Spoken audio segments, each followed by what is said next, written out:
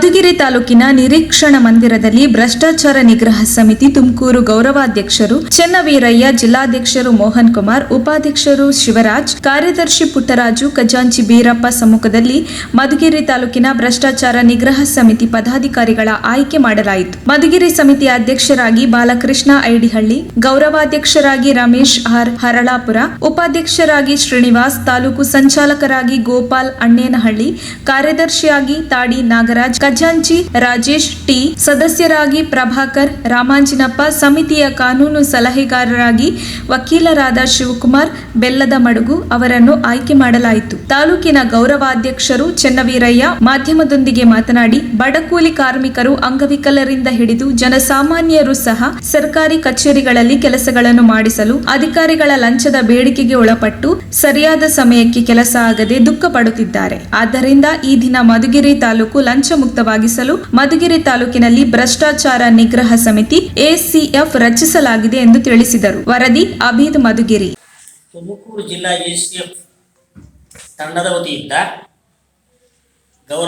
ಜಿಲ್ಲಾ ಗೌರವಾಧ್ಯಕ್ಷ ಚೆನ್ನವೀರಯ್ಯ, ಜಿಲ್ಲಾ ಅಧ್ಯಕ್ಷರು ಮೋಹನ್ ಕುಮಾರ್, ಉಪಾಧ್ಯಕ್ಷರು ಶಿವರಾಜ್, ಕಾರ್ಯದರ್ಶಿ ಪುಟ್ಟರಾಜರವರು ಮತ್ತು ಖಜಾಂಚಿಯಾದಂಥ ಬೀರಪ್ಪನವರು ಮಧುಗಿರಿ ತಾಲೂಕು ಎಸಿಎಫ್ ತಂಡನ ರಚನೆ ಮಾಡಲಿಕ್ಕೆ 12/10/2022 ಆಗಮಿಸಿ ಮಧುಗಿರಿ ತಾಲೂಕು ಎಸಿಎಫ್ ಪದಾಧಿಕಾರಿಗಳನ್ನು ಈ ಕೆಳಗಂಡಂತೆ ಆಯ್ಕೆ ಮಾಡಲಾಯಿತು.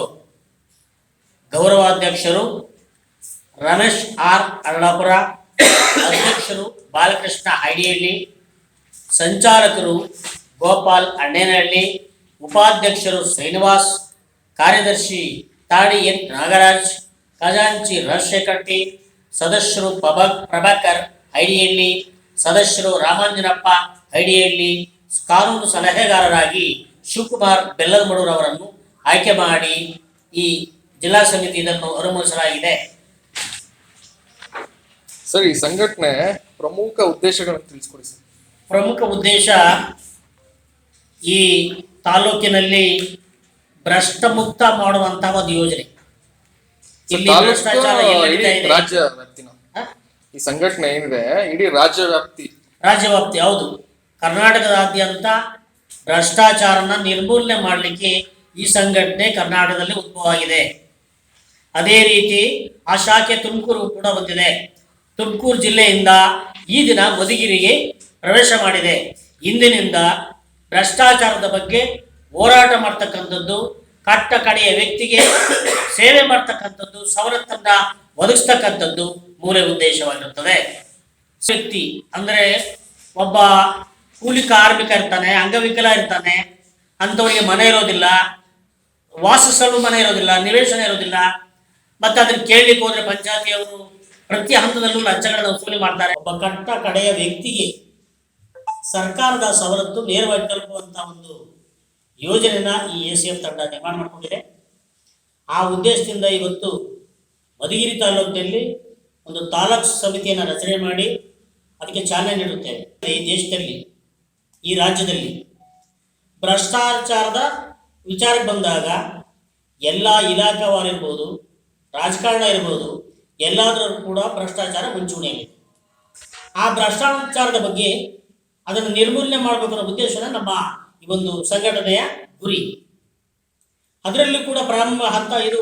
ಮಧುಗಿರಿ ತಾಲೂಕಿನಲ್ಲಿ ಭ್ರಷ್ಟಾಚಾರದ ವಿಚಾರ ಸ್ವಲ್ಪ ತುಂಬಿ ತುಳುತ್ತಾ ಇದೆ ಅನ್ನೋ ಒಂದು ಇನ್ಫಾರ್ಮೇಶನ್ ನಮಗೆ ಬಂದಿದ್ದರಿಂದ ಈ ತಾಲೂಕಿನಲ್ಲಿ ಶಾಖೆ ಮಾಡಿ ಅದನ್ನು ನಾವು ಪೂರ್ಣ ಮಾಡ್ತೀವಿ ಇಲ್ಲೋ ಗೊತ್ತಿಲ್ಲ, ಭ್ರಷ್ಟಾಚಾರದಿಂದ ಮುಕ್ತ ಮಾಡ್ತೀವಿ ಇಲ್ಲೋ ಗೊತ್ತಿಲ್ಲ.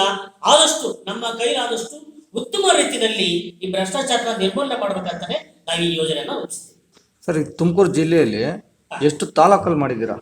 ಈಗ ಆಲ್ರೆಡಿ ನಾವು 7 ತಾಲೂಕಲ್ಲಿ ಮಾಡಿದ್ವಿ. ಎಲ್ಲ ತಾಲೂಕಲ್ಲೂ ಕೂಡ ಫಾರ್ವರ್ಡ್ ಆಗಿದೆ. ಈಗ ಆಲ್ರೆಡಿ ಚಾಲ್ತಿಲಿದೆ. ಗುಬ್ಬಿ, ತುರುವೇಕೆರೆ, ತಿಪ್ಟೂರು, ಚಿಕ್ಕನಾಯಕನಹಳ್ಳಿ ಇದು ಸೇರಿ 6 ಆಯ್ತು.